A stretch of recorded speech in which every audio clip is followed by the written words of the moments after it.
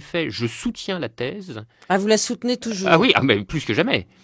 Je soutiens la thèse qu'une économie sans bourse fonctionnerait mieux qu'une économie avec. Alors voilà, vous voyez, je prends le risque de vous dire ça et de vous répondre, sachant qu'on n'a pas le temps de faire l'argument de manière Si, développée. on va le prendre. Oh là, mais c'est compliqué. Il aurait presque fallu une émission entière pour ça. Et c'est un risque parce que lâcher tout à trac, une proposition de cette nature est bien faite pour vous disqualifier comme l'hurluberlu gauchiste de service. Je veux dire, fermer la bourse, oui.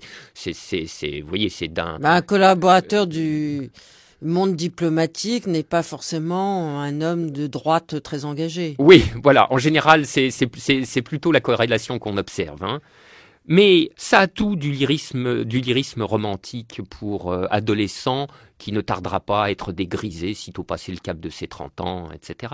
Or non, bon, il faut se souvenir que nous avons vécu pendant 30 ans ou même 40 ans, disons entre 1945 et 1985, dans une économie où la présence des marchés financiers, la présence de la bourse en particulier, par quoi j'entends stricto sensu le marché des actions, était incroyablement réduite. Les marchés financiers étaient cloisonnés de partout, la circulation des capitaux entravée, le contrôle des changes effectif, la bourse elle-même était un marché croupion, les actionnaires n'avaient pas voix au chapitre, et dans cette économie-là, je vous le rappelle, la croissance était à 5% l'an et il y avait le plein emploi. Donc, si vous voulez, même vu de loin, hein, et un peu sommairement, là aussi il y a une corrélation qui normalement devrait frapper les esprits. Mais il faudrait faire l'analyse beaucoup plus développée pour montrer que la bourse, je dirais même plus précisément la surrection du pouvoir actionnarial, a été un fléau économique du point de vue même des entreprises. J'irais presque jusqu'à soutenir qu'on pourrait enrôler une bonne partie du capital industriel dans cette croisade contre la bourse. Ça serait le paradoxe. Ça serait une alliance objective, comme dirait Lénine, et transitoire par le fait, puisque moi, ce que je m'efforce de penser également, ça n'est pas seulement la fermeture de la bourse, ou la sortie des politiques d'austérité, ou une autre construction monétaire européenne, ou un retour aux monnaies nationales, ou l'invention d'une monnaie commune européenne. Un retour aux monnaies nationales, ça c'est une des théories de Marine Le Pen et du Front National depuis des décennies. Non, justement, pas depuis des décennies. Et c'est précisément contre ce genre de récupération que j'essaye de lutter pied à pied, car le Front National, avec à sa tête Marine Le Pen, est devenu d'une habileté stratégique redoutable et est en train de capter à peu près tous les thèmes de gauche, tant et si bien que la gauche critique, tétanisée à l'idée du stigmate extrême droitier du Front National, abandonne les uns après les autres tous les thèmes que pourtant elle devrait avoir vocation à défendre. On va pas revenir à une monnaie nationale, et pourquoi même, pas, à une fermeture des frontières. Et pourquoi pas? Mais non, justement, c'est précisément là l'amalgame contre lequel il faut pas résister. Européen. Mais d'abord, qu'est-ce que ça veut dire être européen? C'est ça, ça serait ça la question. Ça veut dire vivre dans cet espace. Mais vivre dans cet espace économique. Vivre dans cet espace. Hélas, pas assez intellectuel, ni culturel, ni diplomatique, ni militaire. Pour le coup, vous avez raison. Vous voyez donc, vous avez dit vous-même qu'il y avait plein de manières d'être européen. Alors moi, si la définition d'être européen est vivre dans le cadre du traité de Lisbonne, c'est-à-dire dans le cadre de la libre circulation des capitaux, dans le cadre de libre-échange, dans le cadre de la Banque centrale indépendante et des politiques d'austérité qui sont déterminées par le jeu mécanique des traités, si ça c'est être européen, je n'ai aucun mal à dire que je ne le suis pas. En revanche, évidemment, il y a, grâce au ciel, plein d'autres manières d'être européen. Il y a être européen du point de vue des échanges culturels, du point de vue de la circulation des savants, du point de vue de la circulation des artistes, du point de vue du développement des traductions, du point de vue de l'histoire croisée de nos différents pays, etc., du point de vue de la circulation des touristes, par exemple. Ça, ce sont d'autres manières. Revenir à une théorie non européenne, à une monnaie nationale sans échange avec les autres pays voisins, comment faites-vous? Mais c'est absurde, cet amalgame. Pourquoi? Lorsque, avant 2002, nous avions des monnaies nationales. Oui, on a oublié. On a oublié. Avez-vous vu que nous n'avions pas d'échange avec les autres pays? On va pas retourner en arrière. Mais écoutez, je vais vous dire une chose. Si demain le néolibéralisme franchit un cran supplémentaire et supprime la sécurité sociale, et que je vous dis, la sécurité sociale, il faut la reconstruire, est-ce que vous me direz on va pas revenir en arrière? C'est passéiste. Moi, je vous dis que je vous dirai pas ça. Vous me direz pas ça. Donc, le retour en arrière et le progrès sont des notions à manier avec un petit peu de circonspection. Mais Moi, ce que je vous soutiens reprochez à l'Europe, c'est qu'elle soit trop néolibérale. Oui, c'est ça. Je reproche à l'Europe de martyriser des peuples, comme le peuple grec, comme le peuple portugais, comme le peuple espagnol, et je dis que ça ne peut plus durer. Alors après, je dis également que on pourrait envisager de changer l'Europe, de faire un autre euro, un euro qui serait social et progressiste à la place de l'euro austéritaire présent. Mais j'ajoute aussitôt, cette transformation-là, d'un euro à un autre, est un rêve de singe. Là aussi, il faudrait que je prenne le temps de développer tout ça. Vous voyez, c'est très long. On a de bifurcation en bifurcation. On a quitté Spinoza, on est passé par on ferme la bourse et nous voilà à discuter des monnaies nationales ou de la monnaie commune. Mais on et va moi, revenir à Spinoza, peut-être. Non. Là, je voudrais terminer ce que j'ai à dire sur le sujet. Je pense que la disqualification du retour aux monnaies nationales procède d'un réflexe de pensée qui n'est pas analysé.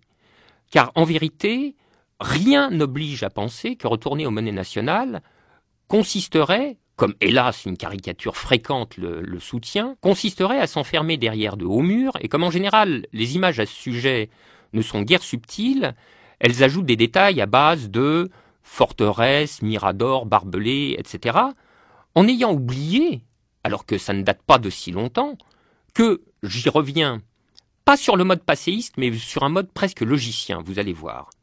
Dans les années 45-75, nous avions une configuration des économies nationales et internationales qui avait tout, lu depuis notre point de vue actuel, pour être l'enfer sur Terre.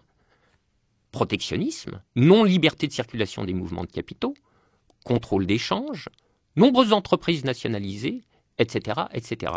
Et dans ce monde-là, l'enfer sur Terre considéré du point de vue de Pascal Lamy, dans ce monde-là, je le rappelle une nouvelle fois, croissance à 5%, plein emploi, mais surtout extrême droite inexistante dans tous les pays européens, pas de tension entre les peuples européens. Je vous signale que l'Europe comme prospectus en faveur de la paix et de l'amitié entre les peuples est en train d'en prendre un sacré coup. Angela Merkel est représentée en officier nazi dans les cortèges de protestataires grecs. Les Allemands représentent sur la couverture d'un de leurs magazines les plus lus une Vénus de Milo en train de faire un doigt d'honneur, appellent les Grecs à vendre les îles des Cyclades et le Parthénon.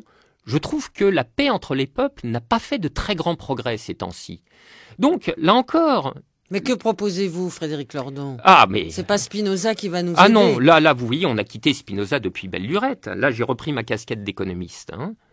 Moi, je pense que pour tout un tas de raisons que j'ai développées dans un certain nombre de textes, et puis aussi dans un livre qui paraîtra d'ici quelques mois, la transformation de l'Europe est impossible pour un certain nombre de raisons très très profondes. C'est-à-dire passer de l'Europe néolibérale et austéritaire présente, à une Europe qui serait sociale et progressiste, sans transition. C'est pourquoi je pense que le retour aux monnaies nationales, de toute façon, se fera du seul fait qu'émergerait un projet même de transformation de l'euro. Et pour une raison très simple, c'est que l'euro actuel est un euro qui a été conçu pour donner toute satisfaction au marché financier. Je pourrais vous reprendre le détail des règles de politique économique et des agencements institutionnels de l'euro, un par un, et qui vous convaincrait du bien fondé de cette proposition. Par conséquent, tout projet de transformation significative de l'euro ne pourrait avoir pour sens que de soustraire précisément la monnaie européenne à l'empire de la finance et des marchés de capitaux. Ce que voyant, la finance et les marchés de capitaux déchaîneraient aussitôt une spéculation, d'où résulterait l'éclatement de la zone euro et le retour forcé aux monnaies nationales. Je dis que ce retour aux monnaies nationales n'est pas, normativement parlant, une catastrophe, qui nous permettrait de recouvrer de très nombreux degrés de liberté économique, mais aussi politique. Et que partant, le retour à la souveraineté nationale. Oui, absolument. Le retour à la souveraineté nationale, car je ne vois pas comment on peut contester l'idée, plus exactement, le retour à la souveraineté populaire. Car je ne vois pas comment on peut contester l'idée de souveraineté populaire d'un point de vue de gauche. Et c'est pas parce que le Front National ou les mouvements de droite à la droite de l'UMP ont essayé de capter, et réussi, semble-t-il, à capter ce thème, qu'il faut se laisser faire pour autant. Car de dépossession en dépossession, nous finirons à poil. Qu'est-ce que c'est que la souveraineté populaire ? La souveraineté populaire, c'est la capacité d'une communauté politique à décider collectivement de son propre destin. C'est une idée qui nous a été léguée par les Lumières, qui nous a été léguée par la Révolution française, et je refuse le stigmate du Front National et qu'on nous vole cette idée. La souveraineté populaire, d'ailleurs, c'est un petit peu plus que la souveraineté nationale. Et ce serait ça la différence qu'il faudrait marquer entre les deux. Et de même, pour l'idée de nation, si j'avais su que nous allions parler de ce thème, je serais venu avec quelques munitions, et en particulier avec une définition de la nationalité qui avait été donnée dans l'article 4 de la Constitution de 1793, la Constitution de Robespierre. C'est une définition de la nation par la citoyenneté, et c'est une définition qui est absolument admirable, car la nation n'est pas une communauté, si elle est une communauté finie, car la souveraineté populaire ne peut s'exercer que dans le périmètre d'un territoire fini, n'en déplaise au cosmopolitisme, car on n'a pas vu encore l'ombre d'une communauté politique mondiale, ceci n'existe qu'en fantasme. Donc si la nation, lieu d'exercice de la souveraineté populaire, est une communauté finie, elle n'est pas pour autant une communauté close.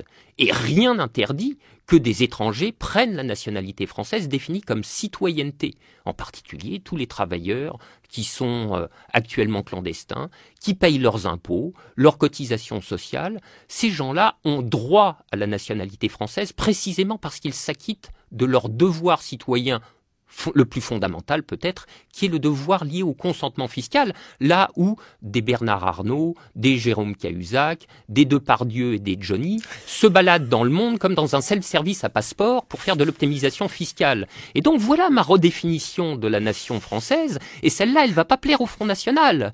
Bernard Arnault, pas français. Johnny, pas français. Cahuzac, pas français.